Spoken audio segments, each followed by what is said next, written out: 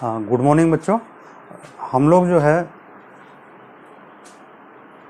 Solid state ठोस अवस्था के बारे में हम पढ़ रहे हैं।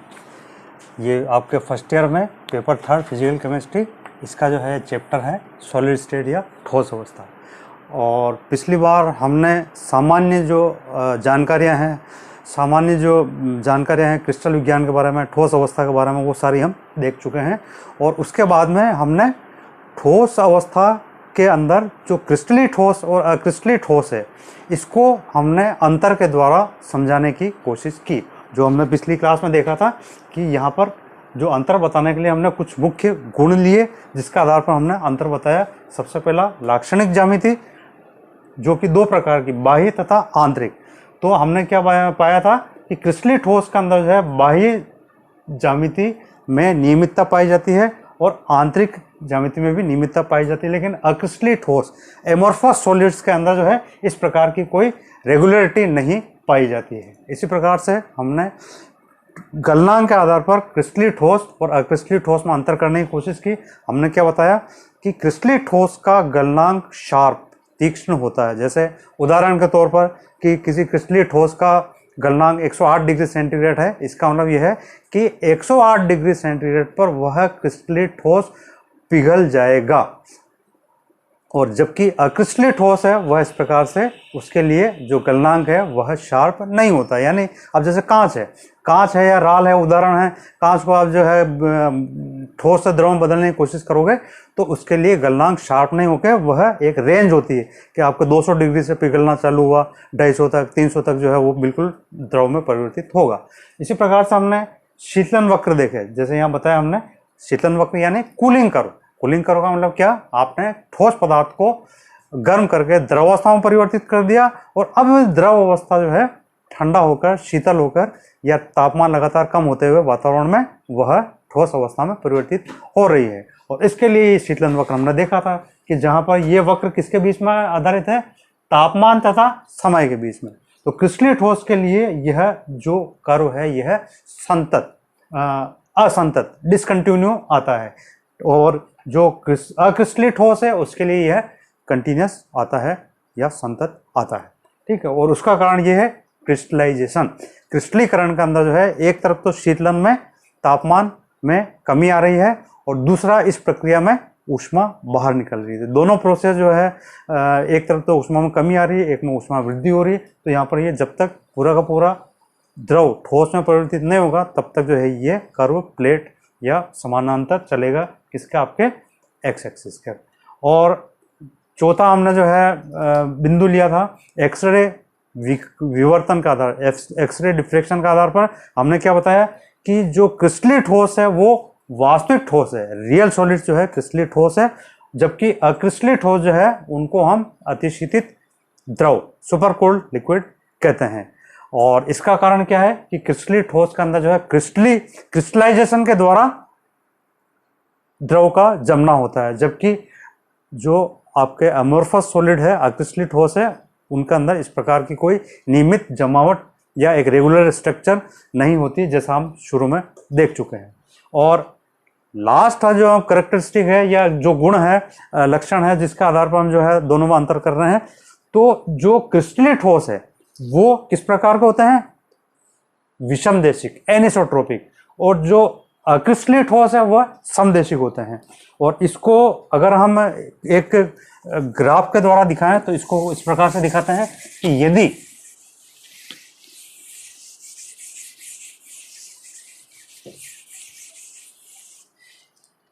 यदि यहाँ पर क्रिस्टली ठोस की जमावट हम इस प्रकार से देखते हैं कि सपोज किया NaCl का एग्जाम्पल, सपोज किया सोडियम क्लोराइड का एग्जाम्पल है। यदि हम क्लोराइड आयन बड़ा होता है तो इसको हम बड़े से दिखाएं, सोडियम धनायन जो है छोटा होता है इसको छोटे से दिखाएं, तो ये सोडियम क्लोराइड की संरचना जिसमें जो धनायन और ऋणायन है वो क्रमागत जमे होते हैं, धनायन और ऋणायन क्रमागत जमे होते हैं। इस प्रकार की संरचना जो है हम NaCl की बता सकते हैं। अब यहाँ पर जो है जैसा हम बता रहे हैं कि भौतिक गुणों का अध्ययन कर रहे हैं हम, जो है यहाँ पर क्रिस्टली ठोस इस क्रिस्टलीय ठोस में भौतिक गुण जैसे अपवर्तनांक हो गया, तनन हो गया, विद्युत चालकता हो गया, है ना, ये सारे जो है भौतिक गुण कहलाते हैं। तो हम क्या कह रहे हैं कि जो क्रिस्टलीय ठोस है वह विषम देशिक होता है, यानी अलग अलग दिशाओं में जो भौतिक गुण है उसका मान अलग अलग हमको मिलता है। उदाहरण के तौर पर दो दिशाएं हम देखते हैं यहाँ पर, एक दिशा तो ली हमने पी क्यू और दूसरी दिशा हम ले रहे हैं यहां पर आर एस। ठीक है, अब जब यहां पर हम दोनों दिशाओं के अंदर पी क्यू तथा आर एस दिशा में भौतिक गुण का अध्ययन कर रहे हैं तो हम क्या पाते हैं, यहां हम देख रहे हैं कि ये तो है आपके ऋणायन है सारे, और ये आपके जो है जो छोटे हैं वो आपके धनायन हैं। तो अब यहां पर हम क्या देख रहे हैं, ऑब्जर्वेशन क्या देख रहे हैं कि PQ दिशा के अंदर, PQ दिशा के अंदर इस दिशा में एक तरफ जो है क्रमागत धनायन ऋणायन धनायन ऋणायन ये आ रहे हैं, और इसके दूसरी तरफ जो है ऋणायन धनायन ऋणायन धनायन क्रमागत आ रहे हैं। इसका मतलब ये यहाँ पर इस दिशा में जितने धनायन ऋणायन की कुल संख्या इधर है, जैसे यहाँ पर जो है 2 धनायन आ रहे हैं 2 ऋणायन आ रहे हैं, और इसके इस तरफ भी हम देख रहे हैं 2 ऋणायन आ रहे हैं 2 धनायन आ रहे हैं, यानी समान संख्या दोनों तरफ बराबर आ रही है। ठीक है, लेकिन अगर हम जो है दूसरी दिशा, ये PQ दिशा हमने देखी, दूसरी दिशा RS दिशा, ये RS दिशा परिवर्तित हो गई। अब इस दिशा में जब भौतिक गुण देखते हैं तो इसके एक साइड में जो हम देख रहे हैं लगातार कि सारे के सारे ऋणायन आ रहे हैं, जबकि इसके दूसरी तरफ हम देखते हैं कि सारे के सारे धनायन आ रहे हैं। इसका नाम ये अलग अलग दिशाओं में जो कणों की जमावट है, कण यानी अवयवी कण, अवयवी कण का मतलब हम पहले ही बता चुके हैं, वह परमाणु हो सकता है, अणु हो सकता है, आयन हो सकता है। यहाँ पर क्या है, आयन है, सोडियम क्लोराइड का क्रिस्टल है, तो एक तो धनायन है सोडियम धनायन और एक क्लोराइड ऋणायन है, तो यहाँ पर जमावट अलग अलग है। इसलिए PQ दिशा में और RS दिशा में जब भौतिक गुण का अध्ययन करेंगे तो उस गुण का मान अलग अलग प्राप्त होगा, क्योंकि यहाँ पर जो अवयवी कण है उसकी एक निश्चित जमावट होती है। इसका अलावा इसको यहाँ इस प्रकार से दिखाएंगे कि यहाँ पर जो भौतिक गुण का मान है वह बराबर नहीं होगा और ये अलग अलग होगा। ठीक है, अब यदि हम यहाँ पर बात करते हैं अक्रिस्टलीय ठोस की, तो अक्रिस्टलीय ठोस में ऐसी कोई भी जमावट नहीं होती, बिल्कुल अव्यवस्थित होता है, जिसको हम कह रहे हैं अतिशीतित द्रव। हमने क्या वर्ड यूज किया है, सुपर कोल्ड लिक्विड। तो किसी भी दिशा में हम जाएंगे, किसी भी दिशा में हम भौतिक गुण का अध्ययन करेंगे तो वह हमेशा समान हमको प्राप्त होगा। तो जो आपके अक्रिस्टलीय ठोस है उसके लिए हम इसको इस प्रकार से दिखा सकते हैं कि दोनों तरफ जो है ये भौतिक गुण का मान समान हमको प्राप्त होगा। ये तो हुई क्रिस्टलीय ठोस और अक्रिस्टलीय ठोस में अंतर। ठीक है, अब क्रिस्टल संरचना को और बारीकी से विस्तार से समझने के लिए हमको जो है क्रिस्टल के लक्षण, कैरेक्टरिस्टिक ऑफ क्रिस्टल्स का स्टडी करना पड़ेगा। इसके बाद ही हम इसको आगे जो है क्रिस्टल संरचना को आगे पढ़ सकते हैं या समझ सकते हैं। तो हम यहाँ देखते हैं क्रिस्टलों के लक्षण, कैरेक्टरिस्टिक ऑफ क्रिस्टल। तो यहाँ पर जैसा आपको बता रखा है कि क्रिस्टलों के, किसी क्रिस्टल को उसके लक्षण के द्वारा पहचाना जाता है। यहाँ मैं आपको एक सबसे बढ़िया एग्जांपल बताऊंगा, घनी समुदाय का क्रिस्टल। हमने जैसे यहाँ बताया घनी समुदाय के क्रिस्टल के द्वारा क्रिस्टलों के लक्षण को हम समझने की कोशिश करते हैं। अब जैसे उदाहरण के लिए ये आपके सामने एक घनी समुदाय का क्रिस्टल है, घनी समुदाय का क्रिस्टल है। घनी समुदाय का मतलब क्या है कि क्यूबिक स्ट्रक्चर, यानी यहाँ पर जो लंबाई, चौड़ाई और ऊंचाई, तीनों चीज, लंबाई, चौड़ाई और ऊंचाई तीनों बराबर है। ठीक है, और यहाँ पर सारे कोण समकोण है, सारे कोण समकोण है। तो ये आपके रूबिक क्यूब है, लेकिन यहाँ पर हम क्रिस्टल स्ट्रक्चर बताने में इसको काम में ले रहे हैं। और यहाँ पर 6 फलक दिखाई दे रही है, हमको 6 फलक दिखाई दे रही है। तो इसको हमने यहाँ लिखा है, यहाँ लिखा है हमने कि अगर व्हाइट को हमने व्हाइट जो आप फलक है इसको अगर हम पीछे रखते हैं, ये पीछे रख दिया, व्हाइट फलक पीछे रखने पर, ये व्हाइट फलक जो है पीछे रखने पर, व्हाइट पीछे रखने पर ये इसके दूसरी साइड में येलो दिख रहा है, ये व्हाइट के पीछे येलो दिख रहा है, येलो व्हाइट ये दिख रहे हैं। इसके बाद में ब्लू और ग्रीन, ये इस साइड में हम देखेंगे ये ब्लू कलर दिख रहा है, इस साइड में हमको जो है ये, इस साइड में हमको ग्रीन दिख रहा है। ठीक है, और इसी प्रकार से ऑरेंज और रेड, तो नीचे देख रहे हैं तो हमको ये ऑरेंज कलर दिखाई दे रहा है और ऊपर देख रहे हैं तो हमको ये रेड कलर दिखाई दे रहा है। 6 फलक से बंद ये क्रिस्टल है। अब ये क्यूबिक यानी घनी समुदाय का क्रिस्टल या सोडियम क्लोराइड की संरचना इसके द्वारा हम आसानी से समझा सकते हैं। तो यहाँ पर इसको क्रिस्टलों के लक्षण कैरेक्टरिस्टिक समझाने के लिए इसको हम कुछ बिंदु लेते हैं जिसके द्वारा इसको समझाते हैं। सबसे पहला फलक, दूसरा किनारा, तीसरा अंतराफलक कोण, चौथा घन कोण और उसके बाद में सममिति तथा सममिति के तत्वों के द्वारा क्रिस्टलों के लक्षण को हम समझाते हैं। तो सबसे पहला जो है लक्षण हम देख रहे हैं, सबसे पहला लक्षण है फलक। सबसे पहला लक्षण देख रहे हैं फलक। और फलक की क्या परिभाषा होती है कि वे समतली पृष्ठ, ये हम देख रहे हैं कि ये सारे के सारे समतली पृष्ठ है, ये सारे के सारे हमको समतली पृष्ठ हमको दिखाई दे रहे हैं। कितने पृष्ठ दिखाई दे रहे हैं इस क्यूब के? 6, एक आगे पीछे, एक ऊपर नीचे और एक दाएं बाएं। तो इस प्रकार के 6 फलक दिख रहे हैं। परिभाषा क्या होती है फलक की? वे समतली पृष्ठ जिससे क्रिस्टल बद्ध हो उसके हम फलक कहते हैं, फेस कहते हैं। ठीक है, 2 प्रकार की होती है, सदृश लाइक और विजातीय अनलाइक। इसका मतलब ये है कि यहाँ पर ये जो आपका क्यूबिक स्ट्रक्चर है इसके अंदर सारी फलकें एक समान है, 6 ही फलक एक समान है जिनकी लंबाई चौड़ाई बराबर है। लेकिन विजातीय फलक का मतलब ये है कि अगर आयताकार क्रिस्टल लेंगे तो उसके अंदर क्या होगा कि ये ऊपर तो जो है चौकोर होगा, नीचे भी चौकोर होगा, लेकिन इसकी लंबाई अधिक होगी। लंबाई अधिक होने पर क्या होगा कि यहाँ पर जो है ये फलक का आकार बड़ा हो गया। तो 2 प्रकार के फलक हो गए यहाँ पर, एक तो क्यूबिक और एक आयताकार। तो ये इस प्रकार से जो आयताकार क्रिस्टल है वह उसका अंदर 2 प्रकार के फलकों होंगे, सदृश होगी आमने सामने की, और जो बाकी होगी वह विजातीय या अनलाइक होगी क्योंकि वो इसकी तुलना में अलग है। ठीक है, इसके बाद में यहाँ पर नंबर ऑफ फेसेस कितनी है, फलकों की संख्या कितनी है?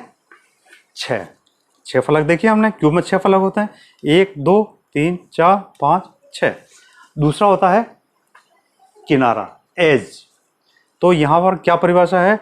2 फलकों के प्रतिच्छेदन से किनारे का निर्माण होता है या 2 फलकों के प्रतिच्छेदन को किनारा कहते हैं। उदाहरण के तौर पर हम यहाँ देख रहे हैं कि यहाँ पर जो हमको दिखाई दे रहा है, एक फलक ये, दूसरी फलक ये, तो दोनों फलकों के प्रतिच्छेदन से ये किनारे का निर्माण हो रहा है। कहीं भी आप देख लोगे तो ये आपके जैसे ये सामने दिखाई दे रहा कि यहाँ पर एक फलक ये, दूसरा फलक ये, तो इन दोनों के प्रतिच्छेदन से ये किनारे का निर्माण हो रहा है, तो इसको हम किनारा कहते हैं। और इसके बाद में लेते हैं अंतराफलक कोण, इंटरफेशियल एंगल। अंतराफलक कोण तो जैसा नाम है वैसे परिभाषा है कि 2 फलकों के प्रतिच्छेदन, 2 फलकों के प्रतिच्छेदन को हम 2 फलकों के बीच में जो कोण है उसको अंतराफलक कोण कहते हैं। लेकिन यहाँ पर जैसा लिखा है इससे थोड़ा सा भिन्न है, जो यहाँ पर लिखा गया है समझने में थोड़ा भिन्न है। इसका मतलब ये है कि जैसे षटफलकी क्रिस्टल, षटफलकी क्रिस्टल का मतलब जो है बेंजीन स्ट्रक्चर के हम जो ये स्ट्रक्चर बना हुआ है तो ये आपका षटफलकी क्रिस्टल हो गया। इसमें 2 फलक लेते हैं, एक तो फलक ये हो गया, एक तो फलक ये हो गया, एक फलक ये हो गया। इन दोनों के बीच में कितना कोण है? 120 डिग्री। ठीक है, लेकिन ये जो कोण है ये अंतराफलक कोण नहीं कहलाएगा। जो निकटतम फलकें हैं उनके ऊपर जब हम लंब डालते हैं तो ये लंब जिस कोण के ऊपर जो है मिलते हैं, ये लंब जिस कोण को ऊपर मिलता है, ये जो इंटरनल जो ये एंगल है ये कहलाएगा आपके अंतराफलक कोण। ये वाला जो कोण है अंतराफलक कोण कहलाएगा। तो ये कितना हो जाएगा? ये आपके 90, ये 90, 180, 120, तो ये आपके जो है बचा कितना? तो ये कोण जो है 60 डिग्री जो कोण है ये आपके इंटरफेशियल एंगल कहलाएगा, न कि ये जो आपके कोण है ये वाला कोण जो है अंतराफलक कोण कहलाएगा। ठीक है, तो अंतराफलक कोण का मतलब क्या है कि 2 निकटवर्ती फलकों के ऊपर डाले गए लंब के प्रतिच्छेदन से जो कोण बनता है वह अंतराफलक कोण, इंटरफेशियल एंगल कहलाता है। और इसको एक यंत्र होता है गोनियोमीटर, उसके द्वारा इसको मापा जाता है। और इसके बाद में हम लेते हैं क्यूबिक एंगल, घन कोण। जैसा यहाँ पर जो लिखा गया उससे जो परिभाषित होता है कि 3 या 3 से अधिक फलकों के प्रतिच्छेदन को घन कोण कहते हैं। 3 या 3 से अधिक फलकों का प्रतिच्छेदन से घन कोण का निर्माण होता है। अब जैसे यहाँ हम देखते हैं 3 फलक का प्रतिच्छेदन, तो एक फलक, दूसरी फलक, तीसरी फलक, इन तीनों के प्रतिच्छेदन से ये किनारा, ये जो है घन कोण बन रहा है। तो यहाँ पर कुल घन कोण की संख्या कितनी हो गई? 4 तो हमको इधर दिखाई दे रहे हैं और 4 विपरीत साइड में दिखाई दे रहे हैं। तो इस प्रकार से जो घनी समुदाय का क्रिस्टल है उसके अंदर क्यूबिक एंगल कितने होंगे, यहाँ पर जो है ये 8 होंगे। अब हम यहाँ पर एक चतुष्फलकी क्रिस्टल भी अगर हम देखते हैं, ये चतुष्फलकी क्रिस्टल है। कार्बन के अगर चारों वैलेंसी को हम अगर ध्यान से देखें तो CH4, तो ये चारों कोनों पर तो हाइड्रोजन है और बीच में कार्बन है। तो यहाँ पर ये किस प्रकार का क्रिस्टल है, ये चतुष्फलकी क्रिस्टल है। इसका अंदर नंबर ऑफ फेसेस, फलकों की संख्या कितनी है, 4, 1 2 3 और चौथी पीछे 4, ठीक है ना। इसका अंदर जो है यहाँ पर जो क्यूबिक एंगल है, क्यूबिक एंगल के अंदर नंबर ऑफ एजेस कितनी है, क्यूबिक एंगल में नंबर ऑफ एजेस कितनी है, 4 तो जो है ऊपर, 4 ये बीच में और 4 ये नीचे। तो इस प्रकार से 4 या 12 नंबर ऑफ एजेस यहाँ पर हो गए 12, ठीक है। और उसके बाद में क्यूबिक एंगल, यहाँ पर क्यूबिक एंगल कितने हैं, यानी कोने कितने हैं, तो 4 तो हमको ऊपर दिखाई दे रहे हैं, 4 तो ऊपर है और 4 ये नीचे हमको दिखाई दे रहे हैं। तो इस प्रकार से 4 और 4 8 इसके अंदर जो है घन कोण होते हैं। तो ये घन कोण की संख्या हो गई 8, ठीक है। तो यहाँ पर क्यूबिक एंगल के अंदर हम जो है हमने जो देखा कि फलक कितने हैं 6, किनारे कितने हैं 12 और घन कोण कितना है 8। तो यहाँ पर जो है इक्वेशन काम में आती है F + C = E + 2, यानी नंबर ऑफ फेसेस कितने हैं यहाँ पर, फलकों की संख्या 6, नंबर ऑफ क्यूबिक एंगल कितना है 8, नंबर ऑफ एजेस, किनारों की संख्या कितनी है 12 + 2, तो ये 14 = 14, ठीक है। और अगर हम यहाँ पर ये जो दूसरा जो ट्यूब है, दूसरा जो स्ट्रक्चर है, जो टेट्राहेड्रल चतुष्फलक की संरचना, इसका अंदर अगर हम देखते हैं तो नंबर ऑफ फेसेस कितनी है, फलकों की संख्या कितनी है 4, ये हो गई 4 plus number of cubic angle कितने हैं, यानी 3 या 3 से अधिक फलकों के प्रतिच्छेदन, यानी यहाँ पर सामने देखेंगे तो 1 2 और ये 3, तीनों फलकों का प्रतिच्छेदन, ये आपके घन कोण। तो यहाँ कितने घन कोण है 4, 1 2 2 और 2 4, ठीक है ना, 4 घन कोण हो गए। तो ये 4 घन कोण बराबर नंबर ऑफ एजेस यानी किनारों की संख्या, यानी सामने से देखेंगे तो किनारे 1 2 3 किनारे, 3 तो ये दिखाई दे रहे हैं और बाकी 3 ये नीचे दिख रहे हैं 6, इसका मतलब ये हो गए 6 + 2। तो यहाँ पर भी हम देखते हैं कि 8 = 8। तो यहाँ पर ये जो फॉर्मूला है number of faces plus number of cubic angle ये प्लस, इसको इस प्रकार से बताते हैं क्रिस्टल संरचना में कि फलकों की संख्या तथा घन कोण की संख्या का योग किनारों की संख्या से 2 अधिक होता है। तो हमने दोनों का अंदर देखा, इसमें भी हमने देखा, चतुष्फलकी क्रिस्टल में भी देखा और अष्टफलकी क्रिस्टल में भी देखा कि ये जो है जो नियम है सही लागू होता है, ठीक है। ये तो हुई हमारे मुख्य जो क्रिस्टलों के लक्षण है। इसके बाद में अगली हम बात करते हैं अगले लक्षण की, उसको हम कहते हैं सममिति और सममिति सिमेट्री। और सममिति को सममिति तत्वों के द्वारा समझाया जाता है या दर्शाया जाता है। इसको हम जो है नेक्स्ट क्लास में देखते हैं।